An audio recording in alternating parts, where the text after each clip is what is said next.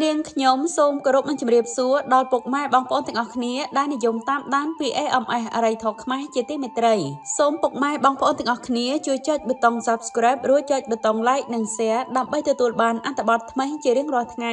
នាងខ្ញុំសូមជូនហោរាសាស្ត្រប្រចាំថ្ងៃអាទិត្យ12កើតខែទុតិយស័កឆ្នាំមមីអត្តស័កពុទ្ធសករាជ2570ត្រូវនៅថ្ងៃទី26ខែកក្កដាឆ្នាំ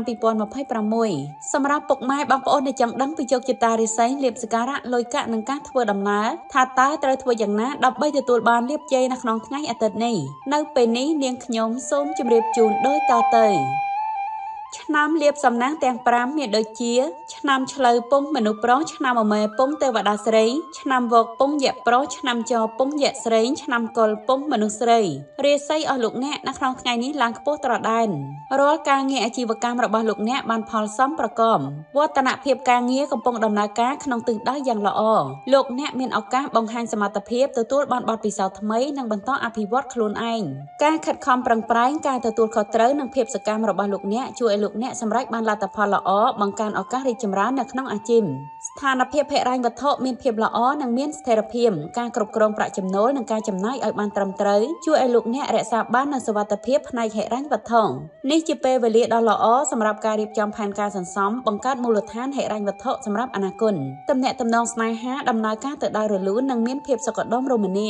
អ្នកនិងដៃគូមានការយល់ចិត្តស្ដាប់គ្នាគាំទ្រគ្នាទៅវិញទៅមកការរក្សាការយកចិត្តទុកដាក់និងការបង្ហាញភាពស្មោះត្រង់ជួយឲ្យលោកអ្នកមានទំនាក់ទំនងកាន់តែរឹងមាំមានសុភមង្គលការខិតខំប្រឹងប្រែងរបស់លោកអ្នកនាពេលកន្លងមកកំពុងត្រូវបានទទួលស្គាល់ហើយលោកអ្នកមានឱកាសកាន់តែច្រើនដើម្បីបង្ហាញសមត្ថភាពរបស់អ្នកបង្កើតតំណែងរបស់អ្នកនៅចំពោះមុខនិងថ្នាក់លើជាពិសេសមិត្តរួមការងាររបស់អ្នកហិរញ្ញវត្ថុមានស្ថិរភាពផ្ដល់នូវប្រាក់ចំណូលដ៏ជោគជ័យដែលផ្ដល់ឲ្យលោកអ្នកនូវភាពស្ងប់សុខផ្លូវចិត្តកាន់តែច្រើននិងឱកាសដើម្បីកសាងផ្នែកហិរញ្ញវត្ថុរយៈពេលវែងប្រកបដោយជ័យភាពជាងមុនទំនាក់ទំនងស្នេហាមានភាពផ្អែមល្ហែមកក់ក្ដៅជាមួយគ្នាអ្នកនិងដៃគូមានការយោគយល់ស្រឡាញ់គ្នាគាំទ្រគ្នាទៅវិញទៅមកនេះជាពេលវេលាដ៏ល្អសម្រាប់ការអភិវឌ្ឍសមត្ថភាពនិងពង្រឹងជំនាញវិជ្ជាជីវៈរបស់អ្នកឆ្នាំមធ្យមទាំង3មានដូចជាឆ្នាំជូតពងទេវតាប្រុសឆ្នាំអសាញ់ពងមនុស្សប្រុសឆ្នាំរកាពងយៈប្រុសរាសីអស់លោកអ្នកនៅក្នុងថ្ងៃនេះល្អជាមធ្យមលោកអ្នកដែលប្រកបការងារនិងអាជីវកម្មរកទទួលទានបានផលសមប្រកប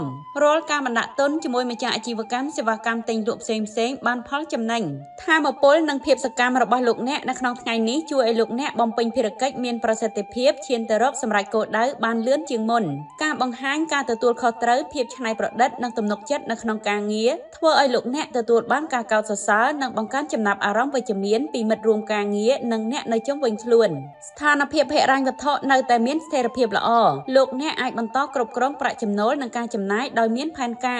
ររក្សាវិន័យនិងការចំណាយនិងការរៀបចំផែនការហិរញ្ញវត្ថុយ៉ាងប្រុងប្រយ័ត្នជួយរក្សាសុវត្ថិភាពបង្កើនភាពរឹងមាំផ្នែកហិរញ្ញវត្ថុនាពេលអនាគតមតិយោបល់និងការណែនាំទាន់ពេលវេលាជួយឲ្យលោកអ្នកដោះស្រាយបញ្ហាបានកាន់តែងាយស្រួលជាពិសេសឈ្នះលើឧបសគ្គនិងបង្កើនឱកាសរីកចម្រើននៅក្នុងការងារឆ្នាំធ្លាក់ចុះទាំង4មានដូចជា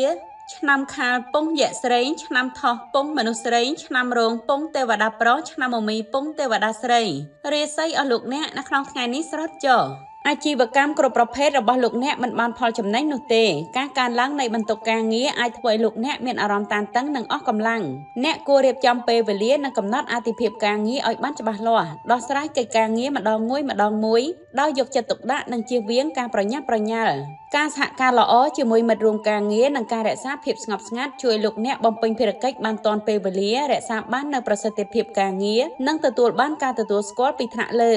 អ្នកគួររៀបចំផែនការចំណាយឲ្យបានច្បាស់លាស់កាត់បន្ថយការចំណាយដែលមិនចាំបាច់ជៀសវាងការវិនិយោគដែលមានហានិភ័យខ្ពស់នៅក្នុងអំឡុងពេលនេះចូលរក្សាភាពបត់បែននិងស្ងប់ស្ងាត់ស្វែងរកដំបូន្មានពីមិត្តរួមការងារឬអ្នកមានបទពិសោធន៍នាងខ្ញុំសូមអរគុណដល់ពុកម៉ែបងប្អូនទាំងអស់គ្នាដែលបានចំណាយពេលវេលាមានតម្លៃតាមដានហោរាសាស្ត្រប្រចាំថ្ងៃសូមពុកម៉ែបងប្អូនទាំងអស់គ្នាជួយចុចប៊ូតុង Subscribe រួចចុចប៊ូតុង Like និង Share ដើម្បីទទួលបានអត្ថបទថ្មីជារៀងរាល់ថ្ងៃនៅពេលនេះនាងខ្ញុំពី AMS អរិយធម៌ខ្មែរសូមអរគុណសូមជម្រាបលា